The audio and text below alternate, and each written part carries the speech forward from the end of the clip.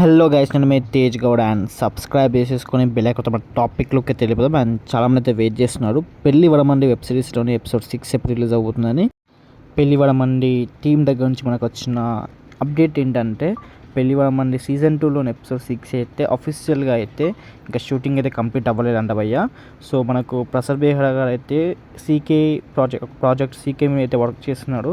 So ఒక కొత్త concept CK, దాన్ని ఇంకా రివీల్ చేయలేరు, సీకే డైరీస్. సో దానివల్ల మనకైతే పెళ్లి వడమండి వెబ్ సిరీస్ అయితే లేట్ అవుతుంది.